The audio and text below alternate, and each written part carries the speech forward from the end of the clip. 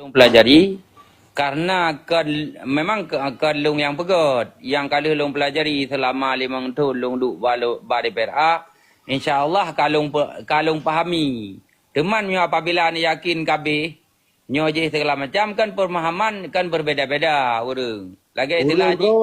urang drone dewan ya kan masa kinerja drone hana depu amban masa yang nak awasi yang terima perintah hana depan bato uronyo urang drone ni be yo ni kepada pimpinan ni uronyo urang drone ni beune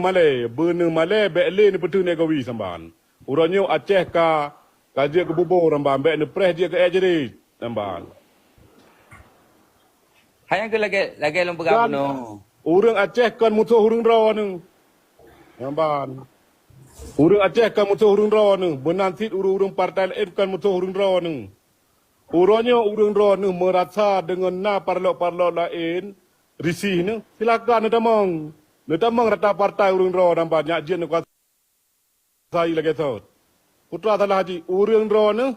lagi hi sang Acehnya nak pegang ke kelompok thang maah nampak jadi kan hanjit na manu agam lain nampak sebab hanjit nak kuat lewat drone ni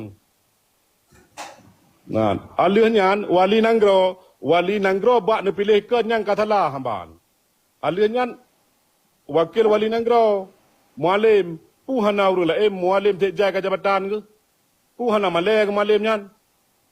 jadi awak drone kan klau kan muda awak drone ne pu klau drone pu daftar drone nampak dan hana male le urangnya bawa drone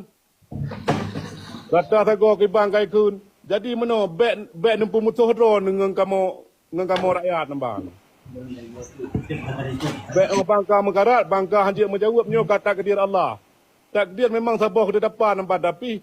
doa usaha bisa merubah dan nampak menye hana tak usaha hana tak doa hana berubah hati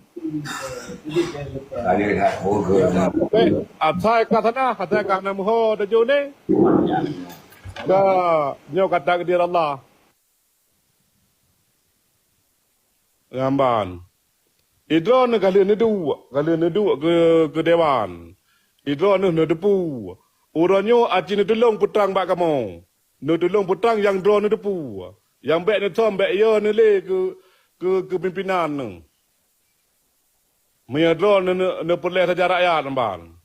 Nya drone nan sayang rakyat. Lagu namban. betul Sebagai balung ilung terita hanji lung berkhabar lebih kurang lo kemah. betul ilung sangat setuju lagi ba Kemal Pegah uronyo kan bang jage hana pulin nemu tom ya menan jadi punya ketika uronyo nemu tom yo tu singoh kan PA nya tu hanali dia teh ya menan jadi kan penjelaskan madu-maduji kiban cara PA nya berkembang loh ya menan kan kare 18 kursi tagai